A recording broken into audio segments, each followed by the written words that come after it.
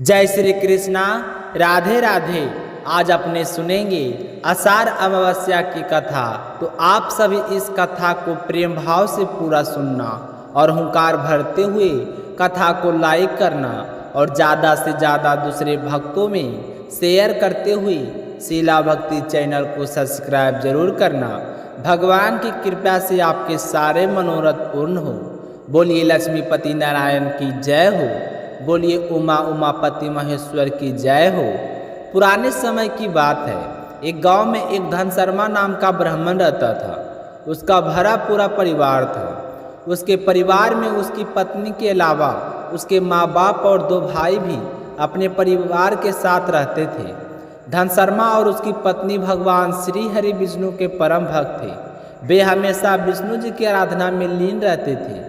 सुबह दोनों जल्दी उठते, नित्य कर्मों से निवृत्त होकर स्नान करते, फिर घर के मंदिर में पूजा पाठ करके घर में 4 कोस दूर पीपल सींचने जाया करते थे। उनका यह रोजाना का नियम था। जहाँ कहीं मंदिर में कीर्तन सत्संग होते तो दोनों पति पत्नी वहाँ जाकर श्रद्धापूर्वक भजन कीर्तन में हिस्सा लेते थे। लेकिन उन दोनों को मन ही मन एक कमी महसूस हमेशा कचोटती रहती थी। कहने को तो उनके भरा पूरा परिवार था, लेकिन उन दोनों को खुद के कोई संतान नहीं थी। तो इस बात को लेकर वो पति पत्नी बहुत ही उदास रहते थे। इस बात को भुलाने के लिए ज़्यादा से ज़्यादा समय अपना भगवान की भक्ति में ही व्यतीत कर देते थे। लेकिन जैसे तैसे समय बीतता गया, उन्हें संतान की कमी सताने लगी। अब ब्राह्मण को तो धन्य धान से भरा हुआ घर बिल्कुल भी अच्छा नहीं लगता था और ना ही उसका मन अपने घर परिवार के लोगों से बात करने को करता था। धनशर्मा की माँ समझाती कि बेटा, भगवान के घर ढेर है, अंधेर नहीं। तुम्हें संतान की प्राप्ति अवश्य होगी, यह मेरा मन कहता है। लेकिन धनशर्मा अपने आप को दिलासा देते देते थक चुका था। वह एक दिन अपनी पत्नी से कहने लगे कि हे देवी, मैं तपस्या करने के लिए वन में जा रहा हूँ। अब मुझे यहाँ पर कुछ भी अच्छा नहीं लगता है। जिन लोगों को संतान की प्राप्ति नहीं होती, उन लोगों को मन देखने में भी लोग धर्म नहीं मानते। मुझे लगता है कि मैं कठिन से कठिन तपस्या करूँगा तो हमें भी संतान का सुख अवश्य मिलेगा। तो धनशर्मा की बात सुनकर उसकी पत्नी ने कहा कि स्वामी, आप आराम से जाइए। मैं अपना समय सास ससुर की सेवा में व्यतीत करते हुए अपने धर्म का पालन करूंगी और आपके आने की राह देखूंगी। तो धनशर्मा अपनी पत्नी के मुख से इस तरह धर्म के वचन सुनकर बहुत ही खुश हुआ और खुशी खुशी वन में तपस्या करने के लिए चला गया। वन में जाकर ब्राह्मण देवता कठिन तपस्या करने लगा। तपस्या करते हुए महीने बीते, सालें बीते। ऐसा करते करते कई साल बीत गए, लेकिन उसे फल की प्राप्ति नहीं हुई और ना ही भगवान उस पर प्रसन्न हुए। और पीछे से उसकी पत्नी अपने बूढ़े सास ससुर की सेवा करती हुई विष्णु भगवान की पूजा में लीन रहती और भगवान से प्रार्थना करती कि मेरे स्वामी का मनोरथ पूरा करो ताकि वह जल्दी से जल्दी घर आ जाए। लेकिन भगवान ब्राह्मण देवता की पूजा से प्रसन्न नहीं हुए। ब्राह्मण देवता तपस्या करते थक चुका था। इसी इंतजार में कि आज मुझे भगवान दर्शन जरूर देंगे, आज नहीं दिए तो कल मुझे दर्शन जरूर देंगे। इस तरह सालों बीतने के बाद उसके सब्र का बांध टूट गया। वह फूट फूट कर रोने लगा।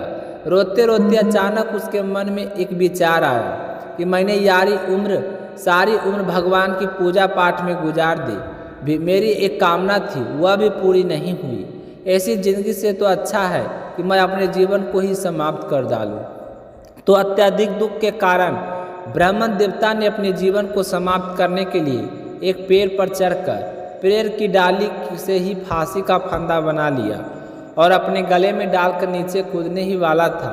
तभी वहाँ पर सूखी अमावस्या प्रकट हुई और कहने लगी कि हे ब्राह्मण, तुम ये क्या करने जा रहे हो?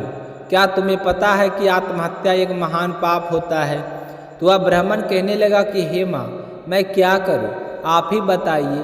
मैं बचपन से विष्णु भक्त का पुजारी हूँ और मेरी पत्नी हमेशा से विष्णु जी की पूजा करते हैं, सभी तरह के धार्मिक अनुष्ठानों से भाग लेते हैं। मेरे भाइयों के सभी को औलाद है, सारे सुखी संपन्न जीवन बिता रहे हैं और मुझसे ऐसी क्या गलती हो गई जो मुझे आज तक संतान की प्राप्ति नहीं हुई है। अब मुझे कितना वर्ष हो गए हैं यह वन में रहकर कठोर से कठोर तपस्या करते हुए बिना संतान के जीवन व्यर्थ है। हे माँ, आप मुझे मेरी गलती बताइए। अगर मेरे जीवन में संतान का सुख नहीं है तो मैं जिंदा नहीं रहना चाहता। तो अमावस्या माता कहने लगे कि हे ब्राह्मण, तुम्हारे भाग में के 7 जन्मों तक संतान का सुख लिखा नहीं है, लेकिन फिर भी मैं तुम्हारी तपस्या से बहुत ही प्रसन्न हूँ। मैं तुम्हारी कुंडली में संतान का योग बनाते हुए तुम्हें 2 कन्याओं का वरदान देती हूँ। ऐसा करना, अपनी एक कन्या का नाम अमावस्या रखना और दूसरी का नाम पूर्णिमा रखना, और तुम खुशी पूर्वक अपने घर जाओ। इस तरह मौत को गले से लगाकर पाप के भागी मत बनो। तुम घर जाकर अपनी पत्नी से कहना कि अमावस्या का व्रत कर रखना शुरू कर दे और अमावस्या के दिन एक कटोरी चावल भरकर उस यथासंभव दान दक्षिणा रखकर दान करें या दान गरीब और ज़रूरतमंदों को करें। कोई ना मिले तो मंदिर में इसका दान कर सकते हैं।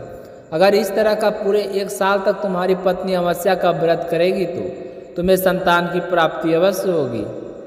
तो यह सुनकर ब्राह्मण बहुत ही खुश हुआ और उस फांसी को फंदे को फेंक कर पैर के नीचे उतर गया और अमावस्या माता के चरणों में गिरकर उनका धन्यवाद करने लगा। उसकी आंखों के आंसू बह रहे थे तो अमावस्या माता उसे आशीर्वाद देकर वहाँ से अंतर्ध्यान हो गई और ब्राह्मणी वहाँ से चलकर अपने घर आ गया। अपने पति को घर आया देखकर उसकी पत्नी बहुत ही खुश हुई और उसके बूढ़े माँ बाप भी अपने बेटे के इंतजार कर रहे थे। कितने साल हो गए थे उन्हें छोड़कर गए हुए। वह हर महीने यही सोचते कि हमारा बेटा तो तपस्या करने के लिए वन में चला गया, ना जाने किस हाल में होगा, कब आएगा और हमारी सासों का क्या भरोसा है। हमारे जाने के बाद हमारी बहू किसके सहारे अपना जीवन यापन करेगी। इस तरह सोचकर धन शर्मा के माँ बाप बहुत ही परेशान रहते थे, पर आज अपने बेटे को सकुशल आया देखकर उनकी खुशी का कोई ठिकाना नहीं रहा। तो वह अपने माँ बाप के चरण स्पर्श करके कहने लगा, हे माँ, आपने सच ही कहा था कि भगवान के घर देर है अंधेर नहीं। मेरी तपस्या से प्रसन्न होकर अमावस्या माता ने स्वयं मुझे दर्शन दिए हैं और उन्होंने कहा कि मुझे संतान की प्राप्ति अवश्य होगी। यह कहकर वह अपनी पत्नी से अमावस्या माता के द्वारा बताई हुई अमावस्या व्रत की सारी विधि कह सुनाई। तो अपने स्वामी के कहे अनुसार ब्राह्मणी हर अमावस्या को पूरे चावल श्रद्धा भाव से व्रत रखती और एक कटोरी चावल में भरकर ऊपर से कुछ रुपये दक्षिणा के रूप में रखकर दान कर देती। इस तरह करते करते 1 साल बीत गया। 1 साल पूरा होते ही ब्राह्मणी गर्भवती हो गई। तो अमावस्या माता के कहे अनुसार ब्राह्मणी ने 10वें महीने बहुत ही सुंदर 2 कन्याओं को जन्म दिया। तो इस तरह संतान सुख पाकर दोनों पति पत्नी खुश थे। फिर अमावस्या माता के कहे अनुसार उन्होंने एक कन्या का नाम अमावस्या रखा और दूसरी का नाम पूनम रखा। अब वे दोनों कन्याएं अपने पिता के घर में बड़े प्यारे से पलने बढ़ने लगी। परिवार के सारे सदस्य खुश थे। समय बीतता गया। समय के साथ वे दोनों ने विवाह योग हो गई। अमावस्या तो बहुत ही धार्मिक प्रकृति की थी। वह अधिकतर समय भगवान की पूजा पाठ और धर्म कर्म में बिताती थी और अपने माँ बाप जी के कर्मों में भी हाथ बांटती थी। लेकिन पूनम का स्वभाव बिल्कुल विपरीत था। वह भगवान को मानती ही नहीं थी। वह व्रत पूजा पाठ कुछ भी नहीं करती थी और ना ही घर का कोई काम काज करती थी। तो एक दिन धन शर्मा की पत्नी ने कहा कि स्वामी, हमारी दोनों बेटियां विवाह योग हो गई है। आप उनके लिए अच्छा घर का देखकर इनका विवाह कर दीजिए। तो धन शर्मा ने अपनी तरफ से घर देखकर बेटी का विवाह कर दिया। दोनों ससुराल काफ़ी प्रसन्न संपन्न थे। धन धान की कोई कमी नहीं थी। तो अमावस्या अपने ससुराल जाकर भी पूजा पाठ नियम नहीं छोड़ा। वह अच्छे से भगवान की पूजा करती रही। अमावस्या के व्रत रखकर चावल का दान किया करती। तो अमावस्या माता की कृपा से उसे 9वें महीने के पुत्र की प्राप्ति हुई। इस तरह वो सुखी और संपन्न रहने लगी। लेकिन उसकी छोटी बहन पूनम, जिसकी पूजा पाठ में कोई रुचि नहीं थी, यहाँ तक कि वह भगवान को नहीं मानती थी, तो उसके ससुराल जाते हुआ सारा धन वैभव नष्ट हो गया।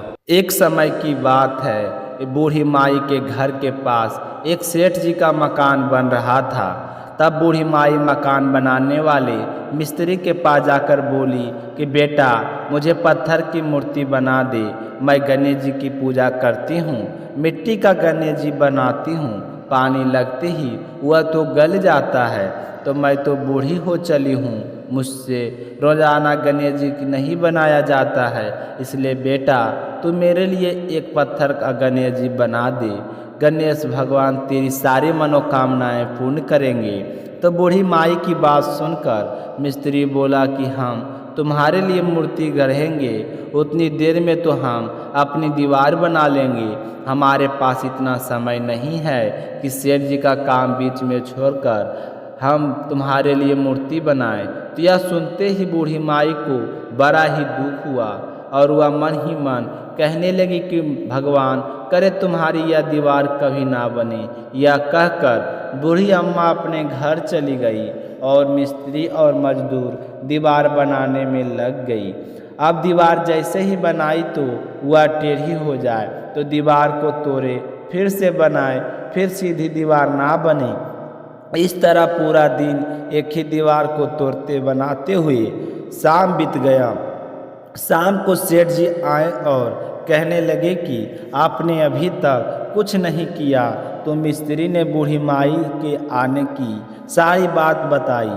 तो सेठ जी ने सुनकर बूढ़ी माई के पास गए और प्रणाम करके कहने लगे कि माँ जी, आप आशीर्वाद दो कि मेरा मकान जल्दी से बन जाए। मैं तुम्हारे लिए पत्थर का क्यों, सोने का गणेश जी बनवा दूंगा। तो यह सुनकर बूढ़ी माई बहुत ही प्रसन्न हुई और उसने सेठ जी को आशीर्वाद दिया कि बेटा, बिना कोई विघ्न के तेरा मकान जल्दी से पूरा हो जाएगा। तो सेठ जी ने आकर देखा कि टेढ़ी दीवार थी वह बिल्कुल सीधी हो गई थी। तो वह यह गणेश जी का चमत्कार देखकर मिस्त्री और मजदूर सेठ जी सारे गणेश जी का जय जयकार करने लगे और सेठ जी ने जैसा कहा था वैसा ही किया। सोने का गणेश जी बनवाकर बूढ़ी माई को लाकर दे दिया। तो यह देखकर बूढ़ी अम्मा बहुत ही प्रसन्न हुई और सेठ जी के ढेरों दुआएं देने लगी। उसी दिन से सेठ जी भी गणेश जी की का पक्का भक्त बन गया और रोजाना सबसे पहले उठकर स्नान करता, फिर गणेश जी की पूजा करके अन्य कोई काम किया करता था। तो गणेश जी की आशीर्वाद से सेठ जी दिन चुगनी रात चौगुनी तरक्की करने लगे। बोलिए गणेश जी भगवान की जय हो।